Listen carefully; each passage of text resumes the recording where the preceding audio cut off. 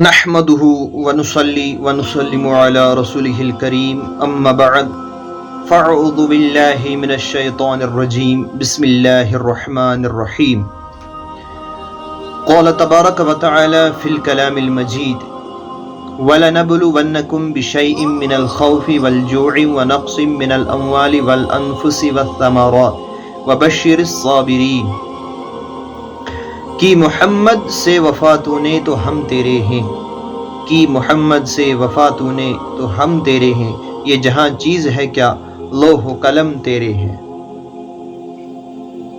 یہ شہادت کی الفت میں قدم رکھنا ہے، یہ شہادت کی الفت میں قدم رکھنا ہے، لوگ آسان سمجھتے ہیں مسلمان ہونا۔ معزز سامعین و ناظرین، السلام علیکم ورحمۃ اللہ وبرکاتہ۔ امید ہے کہ آپ تمام حضرات خیر و عافیت سے ہوں گے۔ اللہ رب العزت ہر ایک کو سلامت رکھے۔ عزیز ناظرین، آج بہت عرصے کے بعد آپ حضرات سے ملاقات کرنے کا شرف حاصل ہو رہا ہے۔ میرے رب جلیل، میرے رب کریم کا بہت شکر ہے۔ کچھ مصروفیات کی وجہ سے آپ حضرات سے مل نہیں سکا، تو فی الحال ہم ایک اہم موضوع پہ بات کرنا چاہتے ہیں، چونکہ آج محرم الحرام ہے، اس کی نسبت سے کچھ اہم بات کرنا چاہتے ہیں، اور یہ بات مکمل کر کے میں آپ حضرات سے رخصت ہونا چاہتا ہوں۔ چونکہ میں نے کلام مجید کی ایک آیت تلاوت کی ہے، رب کریم فرماتا ہے وَلَنَبْلُوَنَّكُمْ بِشَيْءٍ مِّنَ الْخَوْفِ وَالْجُوعِ وَنَقْصٍ مِّنَ الْأَمْوَالِ وَالْأَنفُسِ وَالثَّمَرَاتِ وَبَشِّرِ الصَّابِرِينَ۔ وَلَنَبْلُوَنَّكُمْ بِشَيْءٍ مِّنَ الْخَوْفِ وَالْجُوعِ، ضرور ہم آزمائیں گے تمہیں مال کی کمی سے، ڈر کی وجہ سے، بھوک کی وجہ سے، اور خوشخبری ہے صبر کرنے والوں کے لیے۔ عزیز ناظرین، اللہ رب العزت صبر کرنے والوں کے لیے خوشخبری سنا رہا ہے، لیکن اس سے پہلے جو اللہ رب العزت فرما رہا ہے کہ ہم ضرور تمہیں آزمائیں گے، یعنی اللہ رب العزت ہمیں آزما رہا ہے۔ اگر ہمیں مال کم ہو رہا ہے تو گھبرانا نہیں ہے، بلکہ اللہ رب العزت ہمیں آزما رہا ہے۔ اگر پروردگار ہمیں آزما رہا ہے تو گھبرانے کی اس لیے ضرورت نہیں ہے کہ ہمیں اس میں صبر کرنا چاہیے۔ اگر ہم اس میں صبر کریں گے تو انشاءاللہ ہم کامیاب ہو جائیں گے، اور اگر ہم صبر نہیں کریں گے، خدا نہ خواستہ اگر ہم صبر نہیں کریں گے تو ہم خدا نہ خواستہ برباد ہو جائیں گے۔ مثال کے طور پر ہم پچھلے سال بہت زیادہ کما رہے تھے، ہمارا مال تھا، ہماری دولت تھی، ہمیں کچھ مل رہا تھا، یہ تھا وہ تھا، ہم بہت کچھ کما رہے تھے، لیکن آج اس سال اگر ہم پچھلے سال سے کم کما رہے ہیں تو گھبرانا نہیں ہے۔ اگر پچھلے سال سے ہمیں اس سال تھوڑا سا کم آ گیا ہے، مال تھوڑا سا کم آ رہا ہے ہمیں، تو گھبرانا نہیں ہے میرے عزیزو۔ کیوں؟ میرا رب فرما رہا ہے مال کی کمی کی وجہ سے بھی میں آپ کو آزماؤں گا۔ تو اس کی وجہ یہ ہے کہ اللہ رب العزت ہمیں آزما رہا ہے۔ میں دیکھ رہا ہوں کہ میرے بندے صبر کریں گے یا کیا کریں گے۔ اگر صبر کر لیا تو ان کے لیے خوشخبری ہے، اور اگر انہوں نے صبر نہیں کیا تو پھر یہ ناکام ہو جائیں گے، خدا نہ خواستہ۔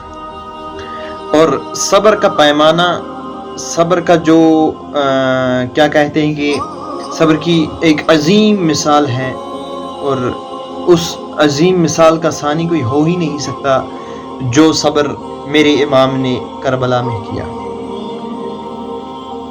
میرے امام کے سامنے اولاد شہید کر دی گئی، ان کا مال چھین لیا گیا، لیکن پھر بھی میرے امام علی مقام امام حسین رضی اللہ تعالی عنہ نے صبر کا دامن پکڑے رکھا۔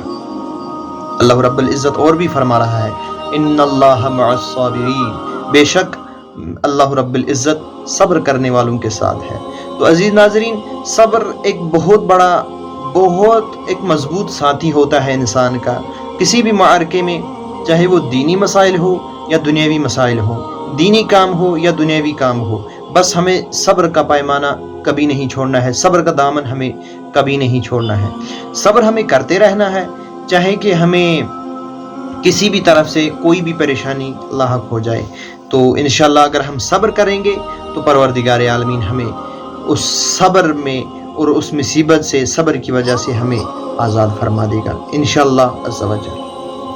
تو انشاءاللہ عز و جل ہم ہر ہمیشہ صبر کریں گے، کیونکہ قرآن کا وعدہ ہے ان اللہ مع الصابرین، بے شک اللہ رب العزت صبر کرنے والوں کے ساتھ ہے۔ انشاءاللہ ہم ہر کسی مارکے میں، ہر کسی کام میں، چاہے وہ میں نے پہلے ہی بولا چاہے وہ دینی ہو یا دنیاوی ہو، ہر کسی کام میں ہم صبر کریں گے انشاءاللہ عز و جل۔ ہمیں پروردگار عالمین ہر ایک مصیبت سے ہمیں چھٹکارا دلا دے گا میرا رب کریم انشاءاللہ عز و جل۔ اے رب کریم، جو بھی یہ میری ویڈیو دیکھ رہا ہے میرے رب کریم اس کی نیک جائز تمنا پوری فرما، اور جو بھی اس ٹائم آمین کر رہا ہے، اس وقت جو آمین کر رہا ہے میرے رب کریم اس کی ہر ایک نیک جائز تمنا پوری فرما، اس کی نمازوں میں لذت چاشنی عطا فرما، اور اپنے پیارے حبیب صلی اللہ علیہ وآلہ وسلم کے دیدار سے مشرف فرما میرے رب کریم۔ ہمارے تمام گناہوں کو مغفرت فرما میرے رب کریم، ہمارے تمام گناہوں کو مغفرت فرما میرے ربا۔ بے اولادوں کو نیک اولاد عطا فرما، اور جن کی اولاد نہیں ہے ان کو نیک اولاد عطا فرما، اور جن کو اولاد میرے ربا آپ نے عطا کی ہے ان کو نیک ہدایت عطا فرما۔ وما علینا الا البلاغ المبین۔ السلام علیکم ورحمۃ اللہ وبرکاتہ۔